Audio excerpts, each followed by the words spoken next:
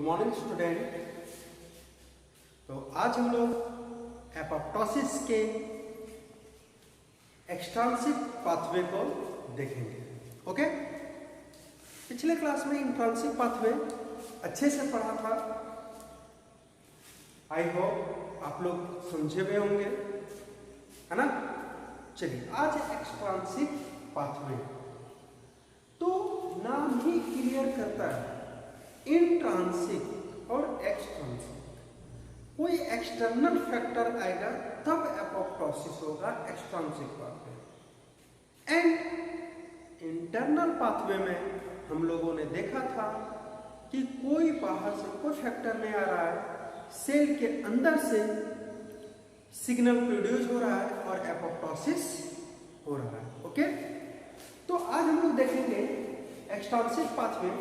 तो सबसे पहले इंट्रांसिक पाथवे आप लोग पढ़े होंगे, इसमें कुछ अंतर दिख रहा है। अंतर है, दो अंतर है। सबसे जो पहला अंतर है वो है क्या, ligand and second receptor. Ligand and receptor, okay, ये क्या है, कोई फैक्टर आएगा, ओके, कोई फैक्टर आया, उसको रिसेप्टर जो है रिसीव किया, तब एक्सट्रांसिक एपोप्टोसिस हुआ। ओके, जैसे TNF लिगैंड है, तो TNF रिसेप्टर उसको रिसीव करेगा। फिर इसी तरह TNF है, DR4 है, DRS है, FAS है, ये सारे क्या है, लाइगेंड है, और इनके रिसेप्टर इसको रिसीव करेगा। रिसेप्टर होता है कोई भी सिग्नल आ रहा है, ओके, तो उस सिग्नल को वही रिसेप्टर यूज करेगा, वही रिसेप्टर उसको रिसीव करेगा। फॉर एग्जांपल, हम लोग जब मेडिसिन को खाते हैं तो मेडिसिन तो पूरे बॉडी में ब्लड के थ्रू ट्रेवल किया, लेकिन असर कहाँ पे करता है, जहाँ पे उस मेडिसिन का जरूरत होता है। कैसे, तो मेडिसिन हम लोग खाए, वहाँ पे वो रिसेप्टर लगा हुआ रहता है, जहाँ पे हमको प्रॉब्लम है वहाँ पे रिसेप्टर लगा हुआ रहता है, और उस रिसेप्टर उस मेडिसिन को, मेडिसिन में जो एंजाइम है, जो हार्मोन्स है, जो केमिकल, उसको क्या कर लिया, एब्जॉर्ब कर लिया, जिसको जरूरत है। बाकी सेल को जरूरत नहीं है तो वहाँ रिसेप्टर नहीं रहेगा। उसी तरह एक्सट्रांसिक पाथवे में जैसे जिस सेल को डेथ करना है उसके पास क्या रहेगा, रिसेप्टर, वो रिसेप्टर को बाहर के में रहेगा, और लाइगेंड आएगा, सिग्नल आएगा, उसको ये जो है वो रिसेप्टर क्या करेगा, रिसीव किया। जैसे रिसेप्टर रिसीव किया तो साइटोसोलिक एरिया में FADO, ओके, जिसको हम लोग बोलते हैं फिडो, डेथ डोमेन, क्या है ये, डेथ डोमेन है।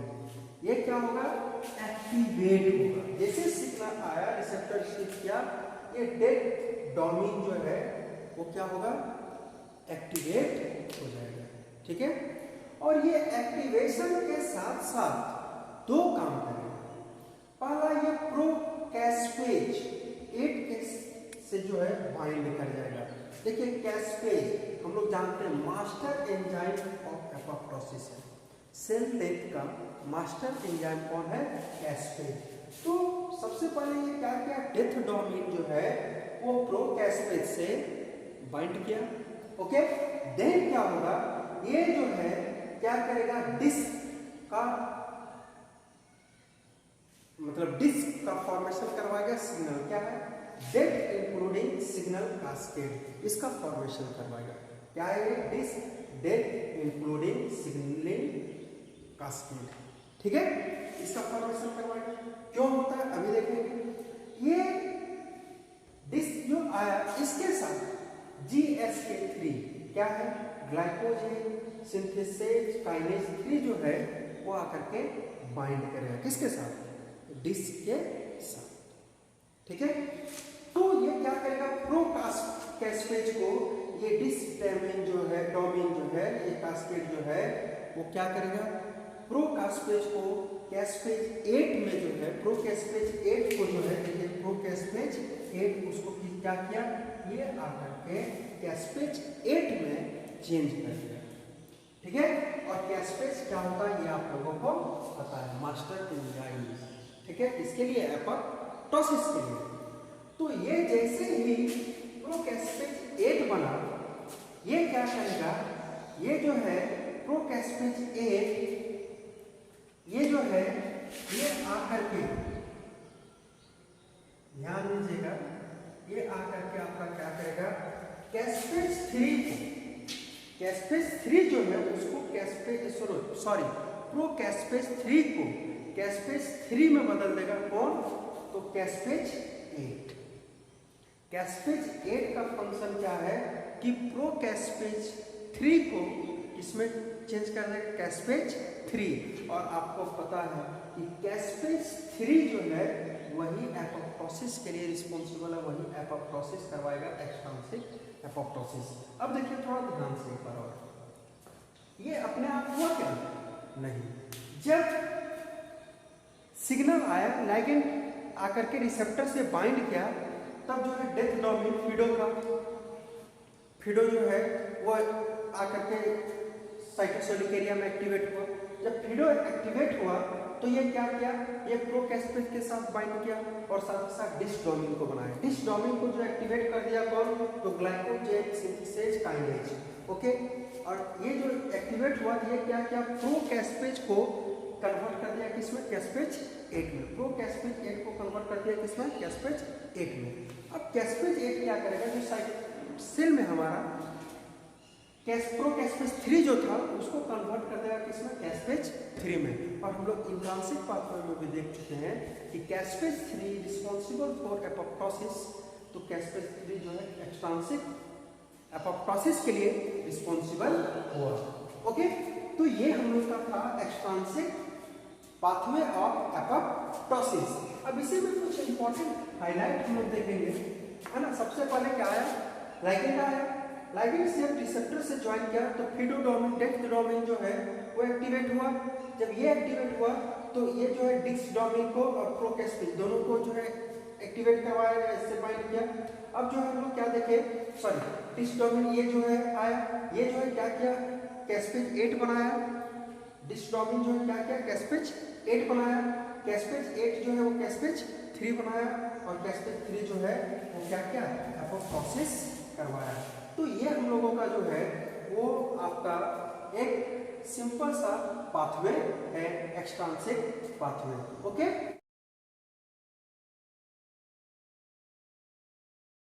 अब हम लोग देखेंगे इंट्रांसिक पाथवे और एक्सट्रांसिक पाथवे में कंपैरिजन, ओके।